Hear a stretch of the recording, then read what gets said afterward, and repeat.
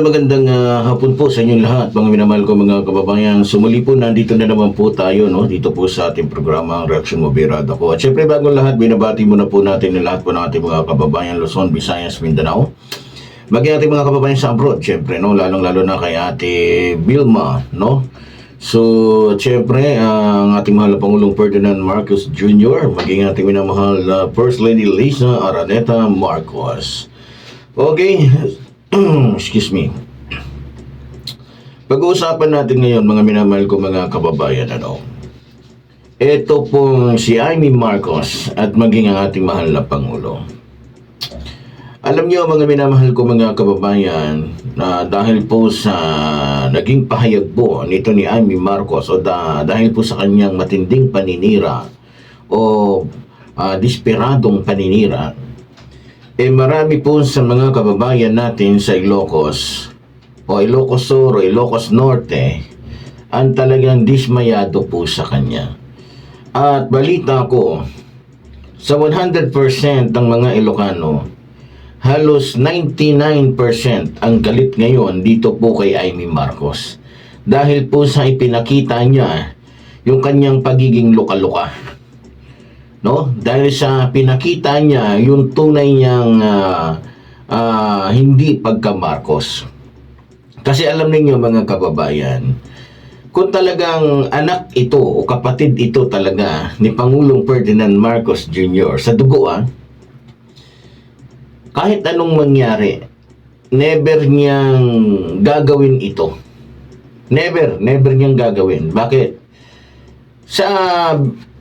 Dito po sa bansa natin, common po na nangyayari na may kapatid na nagsusuntukan, nag-aaway, hindi nagkikibuan. Pero ang ending po niyan, mga minamahal ko mga kababayan, dumarating yung panahon na sila-sila pa rin ang nagdadamayan.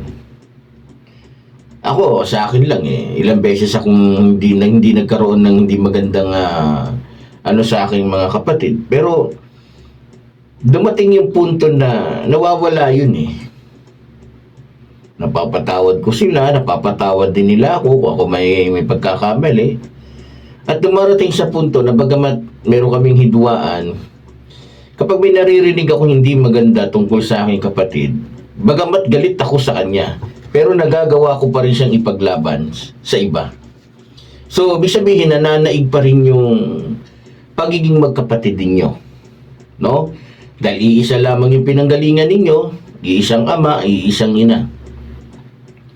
Kagaya na lang ng mga Tulfo Brothers. Kung makikita ninyo, mga kababayan, si kapatid na Ben Tulfo, maging si kapatid na Rapi Tulfo, yung mga yan, akala nyo hindi nagbabangayan yung mga yan? Nagbabangayan yan. Pero sa dulo, sila pa rin ang nagdadamayan. Ganon ang ibig sabihin ko. Pero dito, dati, ini-issue lang natin o usap-usapan lang na itong si Amy Marcos ay hindi tunay na Marcos, kundi anak ni Lacson o dating Mayor Lacson ng Maynila. Ngayon, sa ginawa niyang ito, mas lalo lamang napatunayan na hindi nga siya Marcos. Bakit? Kung talagang alam ni Marcos, nito ni Amy, na siya ay kung talagang kamag-anak o kapatid niya talaga itong si Pangulong Ferdinand Marcos Jr., hindi niya magagawa yun. Hindi niya magagawang siraan. Buti sana kung totoo diba? Nakaka-proud. Pero hindi. Sa ginawa niyang yun, na nagsasalita siya doon sa rally ng sinasabi ng Iglesia ni Manalon na para sa transparency, na nangyari hindi naman ganun ang nangyari, kundi naging rally ng paninira. Noon pa man, puro paninira na yung laman ng rally na yan. Di ba? Kung talagang kapatid niya si Pangulong Ferdinand Marcos Jr.,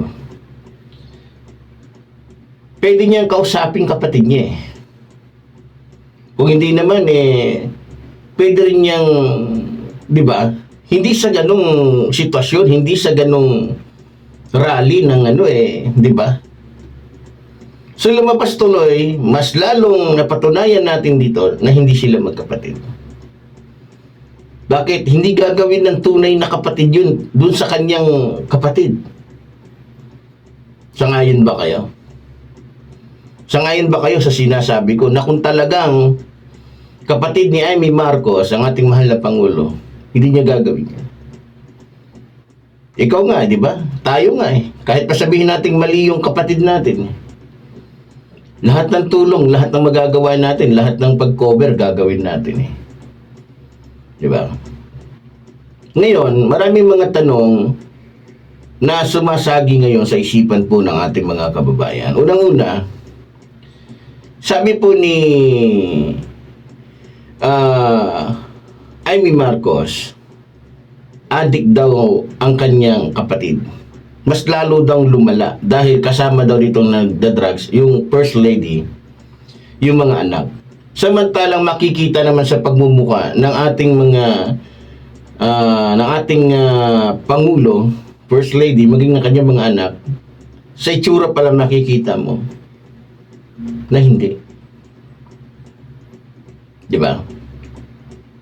Nagtataka lang ang mga Pilipino, bakit nagagawa niyang sabihin yun mismo sa kanyang pamangkin, sa asawa ng kanyang kapatid, maging sa kanyang kapatid, yung mga ganung bagay, samantalang lagi siya nandoon sa grupo ni Sara Duterte, sa pamilya ni Sara Duterte, na nandoon talaga yung totoong mga adik, na sa itsura pa lang, di ba?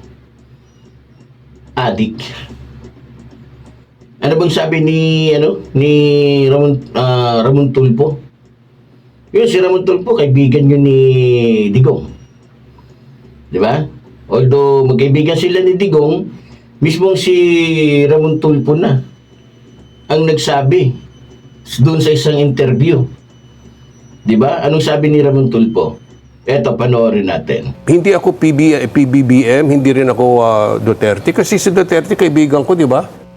Yung old man Duterte, si Digong, kaibigan ko. Hanggang ngayon, I still consider him a friend. Ang hindi ko gusto, yung mga anak niya, mga abusado eh. O di min abusado? Abusado Si sa Pulong, di ba? Alam mo naman, abusado yan eh.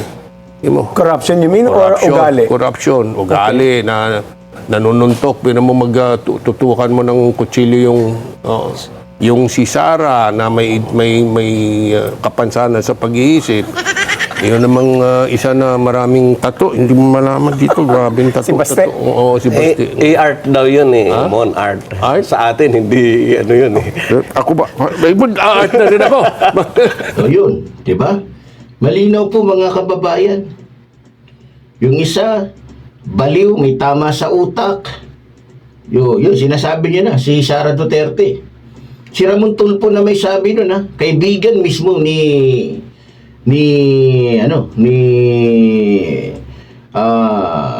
Rodrigo Roa Duterte. Yung isa, abusado. Di ba? Nagtitrip. Yung isa naman, bordado. Yun yung mga tunay na adik. Di ba?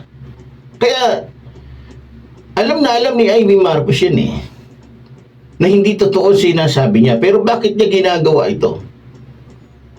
Kasi, meron po siyang gustong iwasan. Meron siyang iniiwasan at kinakatakutan na maaari niyang panagutan. Kasi, base po sa ating nakalap na impormasyon, no? Etong si Amy Marcos, base po dito sa aking nakalap na impormasyon na, ito pala ay meron palang kaso na nakabinbin na bubuksan at pinaiimbestigahan at pinabubuksan, o ulitin ko lang, pinabubuksan muli ni Ombudsman Rimulya. Ito tungkol po sa Ilocos Norte Tobacco Excise Tax Funds Controversy. Yan. Ayon dito, noong Mayo 2017, pakinggan nyo ha, nagbukas ang House of Representatives ng Pilipinas ng investigasyon tungkol sa umano'y maling paggamit ng pondo mula sa excise tax ng tabako sa Ilocos Norte mula 2010 hanggang 2016 na kumakatawan sa unang dalawang termino ni Amy Marcos. Yan, malinaw yan ha. Bilang gobernador, iminungkahi ng House of Committee on Good Government na magsampa ng mga kaso laban sa mga taong sangkot.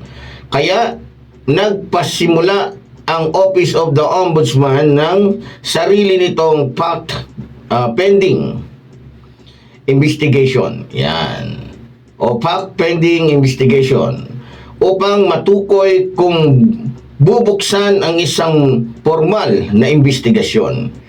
So, ayon po dito sa civil case number 002, ito ay isang civil case na sinampa sa Sandigan Bayan upang bawiin ang umano'y ill-gotten wealth ng mga Marcos, kung saan kasama si Amy Marcos bilang respondent.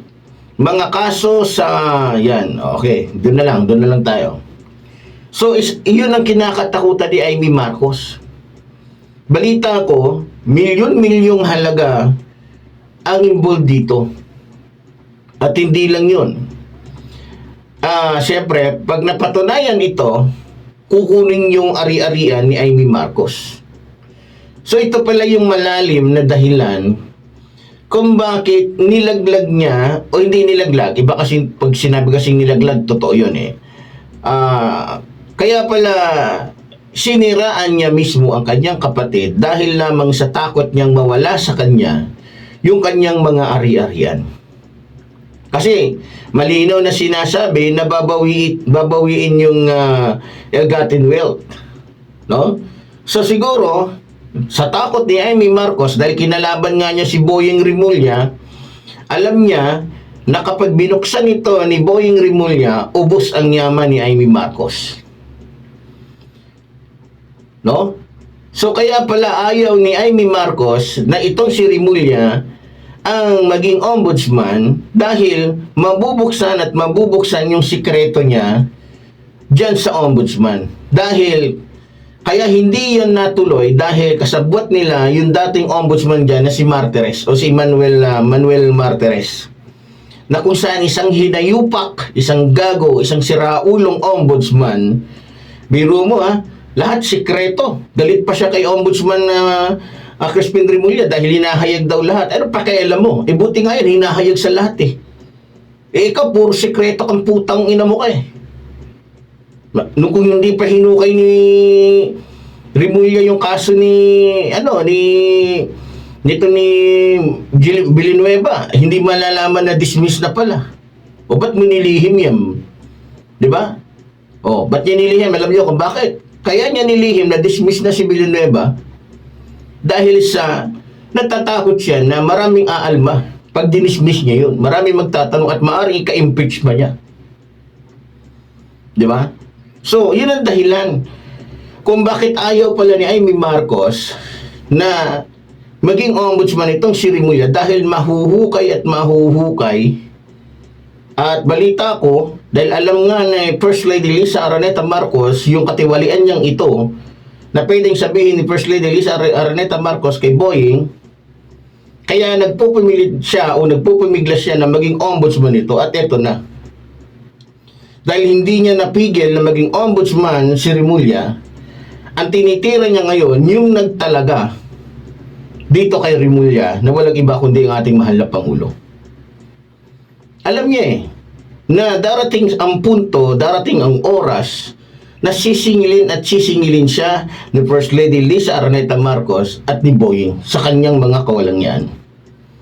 Biro mo, gusto nilang ipakulong si Boying. Ngayon, yari ka ngayon. Diba? Yari ka ngayon.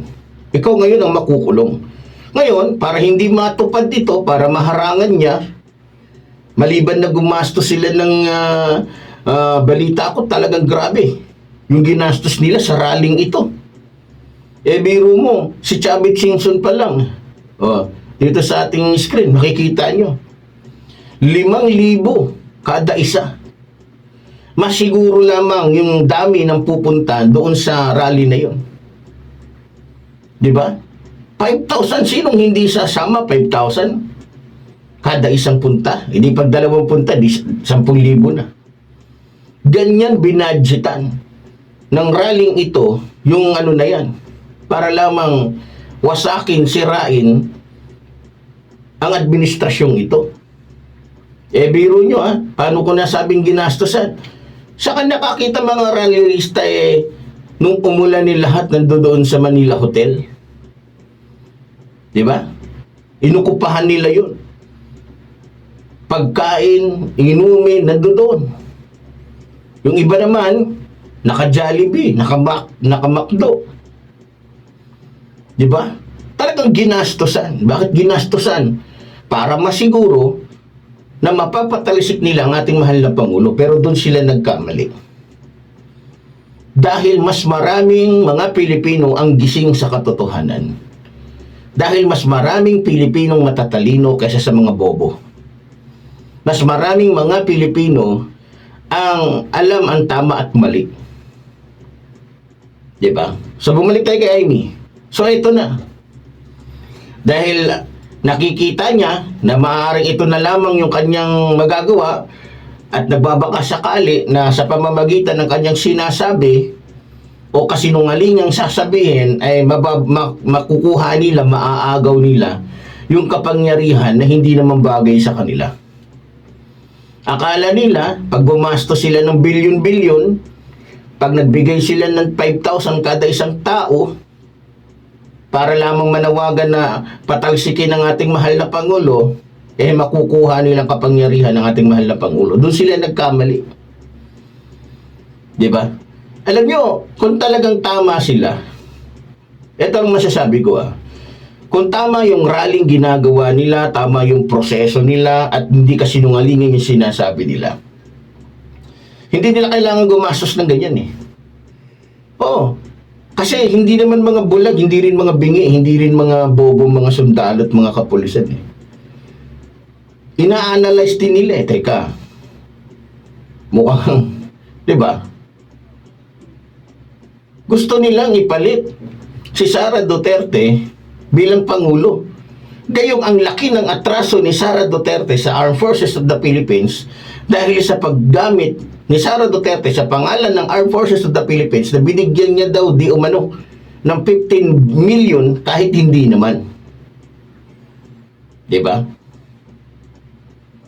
Tapos gusto niya sumama sa kanya. Gusto niyang sumama yung mga sundalo samantalang kilalang kilala si Sara Duterte na isang dakilang sinungaling. Diba? Yan ang sinasabi ko sa inyo. Hindi nyo kailangan, lalong-lalo yung mga DDS, lalong-lalo na to sila Chavit, lalong-lalo na to yung mga nagpondo ng malalaking pera. Hindi nyo kailangan na gumastos ng bilyon kung nasa tama kayo. Di ba? Kusang maglalabasan ng mga tao para sumama sa iyo kung tama kayo, kahit nga ako Pero hindi Puro panluloko. Biro mo, dyan pa lang sa ginawang rally ng Iglesia ni Manalo Di ba? Dito ka matatawa. At dito makikita mo rin yung kahusayan nila para linlangin ng mga Pilipino. Nananawagan daw sila ng transparency. Ayaw nila na haluan ng politika yung kanilang pagnanakaw. Ayaw kanilang rally. Pero pinatungtong nila, pinagsalita nila yung mga magnanakaw. Katulad ni Amy, mayroong kaso sa ombudsman Kung talagang transparency ang nila, ang habol nila, kung katotohanan talaga yung gusto nila, pananagutan talaga ng mga magnanakaw sa batas ang pananawagan nila. Lahat halos ng pinatungtong nila, lalong-lalo na si Marcoleta. Sinungaling yan Doon pa lang sa saling niya Doon pa lang sa speech niya na wala daw AI na may anino doon pa lang kung hindi bobo yung mga makikita na nila, malalaman na sinungaling to. Merong AI na merong makikitang anino. Anong ginawa niya? Salita pa rin siya, nagmarunong, nagmagaling. Pero walang sumaway. Nananawagan daw sila ng transparency pero hindi nila magawa-gawa na silipin yung 125 million ni Sara Duterte at yung 600 million pa at bilyong-bilyong pang halaga na nanakaw niya doon sa DepEd. Tanging ang focus lamang ng rally na yon dyan sa INC ay doon lamang sa side ng ating mahal na Pangulo. So dito niyo makikita sa palibasa, nakikinabang sila sa pera ni Sara Duterte nung pumunta si Sara Duterte, kaya ang focus doon lang sa kabila. Kaya doon sa mga INC na matitino, hanggat hindi pa kayo masyadong nadadala sa sobrang kasamaan ng kultong ito, magsialista kayo. Diba? O tignan nyo, ginawa lang kayong audience para makinig sa kasinungalingan ni Amy Marcos. Diba? Pero alam nyo, napakabuti po ng kalooban ng ating mahal na Pangulo, no? Dahil sa kabila ng lahat ng ito,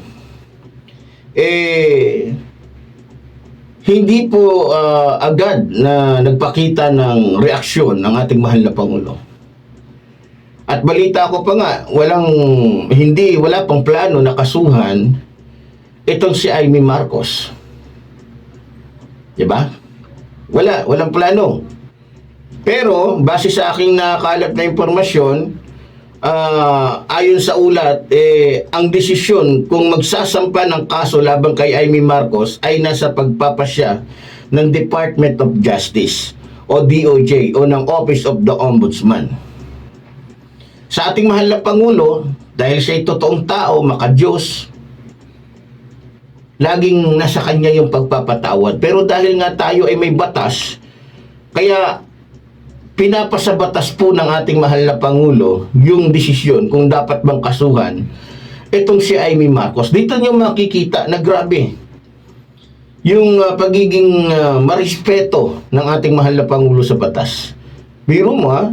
Pero ngayon yari siya kasi alam naman natin na magre-react talaga ang Ombudsman pati ang DOJ. Talagang kaya sabi ko nga, kung ako ang DOJ, hindi pa naglalabas ng ano ang Malacanang may nakahanda ng kaso laban dito kay Amy. 'Di ba? Pero makikita nyo yung grabing kabaitan. Grabe. Kung ikaw yun, pamilya mo, kapatid kita, tasiraan kita ng ganun. Ganun katindi. Baka mamaya di ba? Hindi magkakapatid dahil hindi nagkakasundo, nagbabaranggayan Di ba? Samantalang ang nakakaalam lang yung kanilang problema yung kanilang ginagawa ilang mabibilang lang sa, di ba? Kamay at paa. Pero ito hindi malawakan to. Buong Pilipinas, buong mundo halos siguro, maliban lang doon sa mga di ba? Grabe yung paninira. Pero nakita nyo yung laging pagpapatawad. Grabe.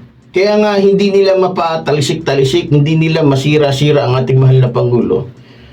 Dahil yung kanilang mga sinasabi, hindi naman tumatama sa ating mahal na Pangulo, kundi sa kanila din nagre-reflect. Gawain ba ng hindi adik yun? Yung ginawa ni Amy Marcos? Nasa magsasalita siya ng ganun na wala man lamang siyang sapat na batay, wala man lang ipinakitang ebidensya. Ginamit pa yung words na pamilya. Balita ko nga ngayon hindi mo kaharap itong si Amy Marcos doon sa nanay niya kay Imelda dahil natuklasan na yung kabaliwan niya Nakita yung kadramahan niya doon sa camera. Grabe, kaya pala hindi makatitig doon sa camera si Amy Marcos. At nakatitig lang doon sa papel dahil scripted din yung kanyang mga sinasabi. Di ba? Wala, no choice na sila Pero alam niyo ba mga minamahal ko mga kababayan, balita ko kasi, talagang plano nilang sirain ang ating mahal na Pangulo. Nung si Marcoleta pa lang nung si Marcoleta ang siyang Blue Ribbon Chairman doon sa committee ng Senado. Ang problema, pinalitan siya dahil may nakatunog sa kanilang plano. Ngayon, nung pinalitan siya, kasi nga plano nga sana noon kung hindi sana pinalitan si Marcoleta bilang Blue Ribbon Committee Chairman, dire-diretso na yun si Gutesa at mayroon pang isa. Ang problema, dahil nga sa nawala na si sa Blue Ribbon Committee Chairman, itong si Marcoleta, si Ping Lacson na bago. Ibang artista o ibang tao o ibang demonyo ang pinatayo nila para manira po sa ating mahal na Pangulo. At ang masakit pa nun, mismong kapatid po ng ating mahal na Pangulo ang pinatayo ni Marcoleta dahil sa pagbabakasakali na maging, di ba, makuha nila yung simpatya ng taong bayan. Ang problema, hindi. Mas lalong kumampi ang taong bayan sa ating mahal na Pangulo. Dahil unang-una, awang-awa sila sa ating mahal na Pangulo. Di ba? Sa paninirang ginagawa ng mga taong ito na mayroong malalim na dahilan o sekretong dahilan kaya sila nagkakaganyan. Dahil sa meron silang pananagutan sa taong bayan o sa batas. Kaya desperado silang manira. Akala nila sa paninira nila ng paninira, madadala nilang mga Pilipino, pero hindi. Tingnan ho natin sa nakikita natin sa mga galawan ng mga hayop na to. Ako duda ako yung galawan ni Amy Marcos dahil hindi na normal, ito yung taong nagdodroga. 100%, itong babaeng ito ang talagang 100% na nagdodroga. Kasi hindi galawan ng isang matinong tao yung galawan niya. Dahil nakadikit siya sa mga Duterte, nahawa na siguro. O talagang magkaisa talaga sila ng utak o ng espiritu na kung saan ay talagang papuntang impyerno yung mga kaluluwa nito. Okay, bumalik tayo kay Amy Marcos, pati kay Pangulong Ferdinand Marcos Jr. Alam niyo mga kababayan, base po sa ating nakalat na impormasyon mula po sa ating kababayan sa luwag, no? At dyan sa Birak, tama ba yun? Kung saan dyan nakatira o dyan nakatayo yung bahay ng ating mahal na Pangulong Ferdinand Marcos Sr. Marami po nagtag sa akin, maraming nagchat-chat sa akin at kinikwento yung ano nito ni Amy Marcos. Alam nyo, marami palang galit na mga Ilocano dito kay Amy. Dahil talagang napakasadista pala talaga ng taong ito, itong babaeng ito. At sanay na magpapatay itong babaeng ito, no? So, sa totoo lang, bata pa lang po itong si Amy Marcos, maging si Pangulong Ferdinand Marcos Jr., nakitaan na po sila ng pagkakaiba ng mga tao dyan sa Ilocos. Bata pa lang si Pangulong Ferdinand Marcos Jr., nakitaan na po siya ng pagiging tahimik, magalang, makadiyos. Iba doon sa pinapakita ni Amy Marcos. Na kung saan akala mo kung sinong diktador, akala mo kung sinong, di ba? So, bata pa lang ito, marunong na siyang magpapatay ng mga taong sa tingin niya kumukontra sa kanya gamit yung kanilang mga bodyguard niya. Kung di ako nagkakamali, nung pumasok to sa politika, naging youth leader to dyan sa Ilocos, dahil lamang may nagtanong sa kanya, ayun, pinabugbog niya yung lalaki, kinabukasan, nalaman na lamang patay na. Pero walang dahil impluwensya sila eh. Diba? So, bata pa lang, punong-puno na po ng selos itong si Amy Marcos. Bakit? Diyan po yan nagsimula nung lumaki na po si Pangulong Ferdinand Marcos Jr. Nakitaan po ng potensyal o na laging hinahangaan ng mga kaibigan, mga kakilala, ng mga politiko. Ito pong ating mahal na Pangulong Ferdinand Marcos Jr.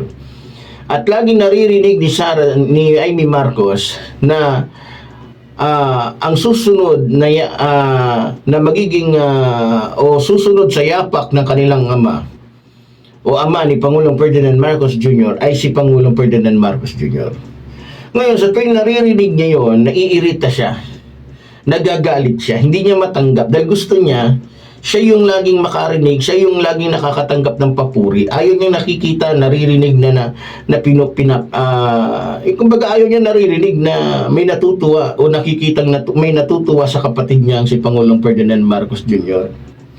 Balita ko pa nga, base po sa ating kapatid na Tagalawag, naalala ninyo yung missile doon na pinagawa ni Pangulong Ferdinand Marcos Sr. na pinangalanan na Bongbong, di ba? Di ba? May mga lalaking missile ba tawag doon?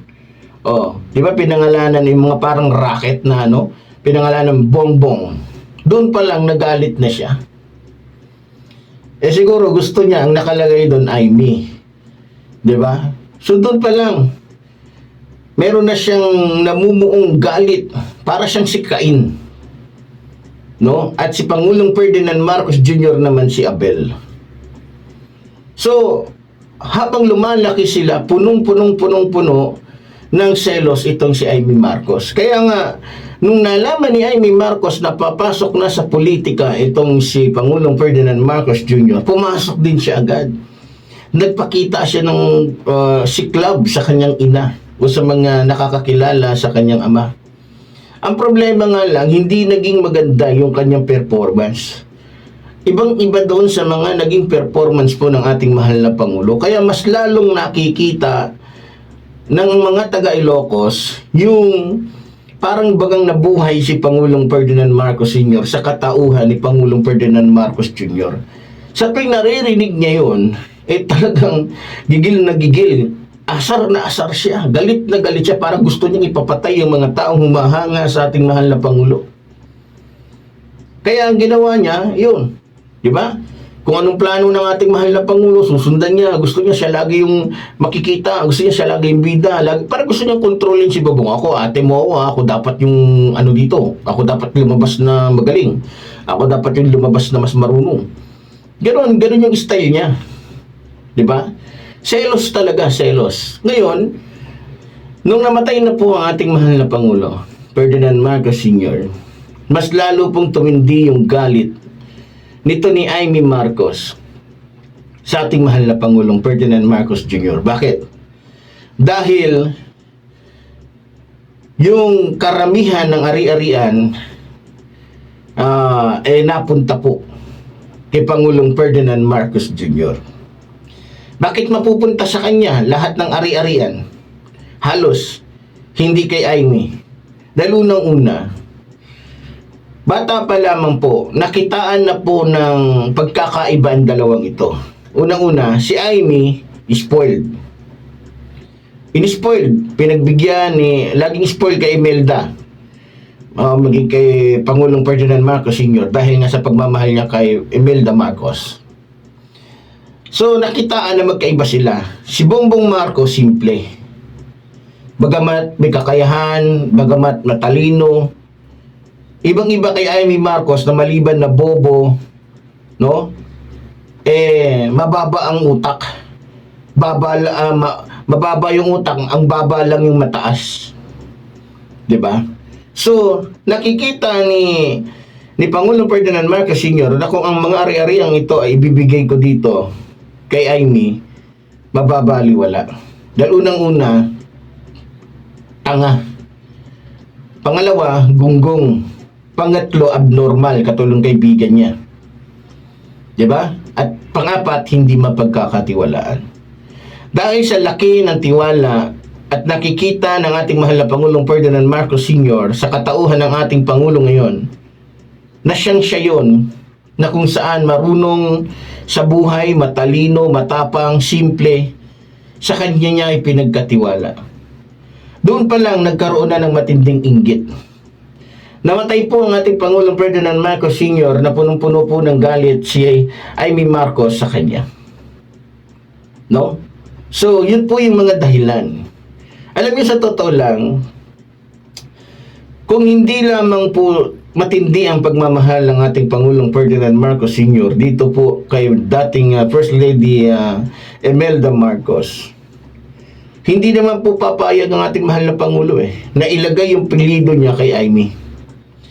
Pero, kasi nung mga panahon na yun, nililigawan ng ating mahal na Pangulo Ferdinand Marcos Sr., si Imelda Marcos, ang ating First Lady, buntis na siya. Ngayon, inamin niya na ganito, buntis na ako, gugustuhan mo ba ako? Meron ng resulta doon sa nangyari sa amin ni Lacson. So, dahil sa tindi ng pagmamahal ng ating Pangulo Ferdinand Marcos Sr., pumayag siya. Sige, para lang sagutin mo ko at para hindi mo masabi na sige, ibibigay ko sa kanya yung apelyido ko, ituturing ko siya na parang totoong anak. At ginawa naman talaga, tinupad naman talaga. Kita nyo naman, di ba? So, mas lalong naging matindi ang galit ni Amy Marcos nung nalaman niya nung siya edad ng 18 years old na talagang siya di tunay na Marcos. Kundi, binigyan lamang ng apelyidong Marcos para hindi lumabas na putok sa buho. No? Pero ang problema, kung sino pa yung putok sa buho, siya pa ngayon yung, di ba? Kaya nga nung nalaman niya, hindi naman pala niya tunay na kapatid, itong si Pangulo Ferdinand Marcos Jr., kaya huwag na tayo magtaka kung bakit nagawa niya yan. Sa buong Pilipinas, sa isang milyon, bihira ka lang makikita, isa lang siguro makikita mong gagawa nun. Yung talagang walang puso, at talagang hindi niya kamag-anak yung gaganunin niya. So dito, nagiging matibay po yung mga sinasabi sa atin from lawag, na talagang hindi yan Marcos. Binigay lang sa kanya yung apelyido. Kaya titignan niyo, pag pinagtabi niyo sila, ang layo eh.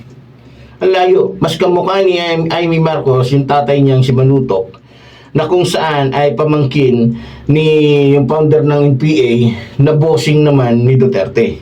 Kaya nga doon siya sa mga Duterte. Kasi, di ba? Ngayon, ito pang mas malupit. Kaya siya madikit sa mga Duterte dahil unang-una, ito hindi alam to ng mga taga Luzon, no? Hindi alam kasi sikreto to. Pero dun sa Davao hindi sikreto to. Kahit saan ka pumunta dyan sa Davao, alam na itong si Amy Marcos at si Duterte, bagamat alam ng lahat na si Duterte maraming babae, kabilang po dyan si Amy Marcos. Kabilang sa naging babae o naging ni Duterte si Amy. Kaya nga todo himod sa puwet ni Duterte yan dahil, 'di ba? Hindi lang siya makagalaw pag may camera, pero pag sa Davao, alam ni Sara yan. Na isa sa mga kabit ni Rodrigo Roa Duterte ay si Amy. Na kung saan humihimod sa mabahong itlog ni Duterte. 'Di ba? So, sabi ko nga, pero ganun pa man, syempre, alam ko may katapusan din ng lahat ng ito. At alam ko mananagot ang dapat managot, lalong-lalo na at pinapasabatas ng ating Pangulo. Kasi kung ako ang ating mahal na Pangulo, total, hindi na sumusunod sa batas tong mga to, kamay na bakal nang gamitin dito. Diba? Kung ako si Pangulong Ferdinand Marcos Jr., kahit kapatid ko yan diba? Kahit kapatid ko sa ina yan. Talagang, diba? Buti sana kung abutan pa ng 24 oras. Sa ginawa niya, matindi yun. Yung sabihin mo sa ganun na pero wala rin maniniwala. Bakit? Unang-una, nagsalita si Amy Marcos sa entablado na kung saan ang nakikinig sa kanya puro mga kulto. Na kung saan ay gamit na gamit ng mga politikong magnanakaw. No? So, alam ng lahat na ang Iglesia ni Manalo ay gamit na gamit ng mga politikong korap na kung saan nagpapahirap sa ating bansa. Kaya nga, ang panawagan din ng ating mga kababayan, sana mawala na tong kulto na to. Dahil, kung maalala ninyo, may sinabi po si Brother Eli Soriano noon na hanggat nandiyan yung black voting na yan, lalala at lalala ang korupsyon sa bansang ito. Naging totoo. Hindi nagkamali si Brother Eli Soriano. Totoo. Na nangyayari na nga. Di ba? Kaya kinakailangan, kung may delikadesa itong Iglesia ni Manalo, pumukus kayo sa pangreliyon na aktibidad. Huwag kayong kunyari sama. Wala nang maniniwala sa inyo. Kasi sa dami nyo ng beses na ginawa yan. Na rally kayo, rally for peace. Hindi naman rally for peace ang ginawa ninyo. Rallying paninira eh. Iba yung, wala yung pinagkaiba sa plaka nila o sa kanilang logo sa simbahan nila, Iglesia ni Cristo. Pero tingnan mo yung mga gawa, Iglesia ng Diablo. Front lang yon para hindi sila halata. Kumbaga budol. So ngayon sa mga rally nila, rally para sa kapayapaan. Pero nung pinatayo na nila yung mga politikong may mga sariling interes, rally ng paninira pala yung mapapakinggan natin. 'Di ba? So ganun pa man, tulad ng sinabi ko, kung si Duterte nga natuldukan at nagkaroon ng katapusan yung kanyang kasamaan, ito pa kayang mga ito. 'Di ba? So kaya hintayin ninyo yung inyong pananagutan sa batas. So muli po, tulad po ng sinasabi ng lingkod, mabuhay po ang ating inabayan, mabuhay po ang mahal sa ating inabayan. Maraming salamat po.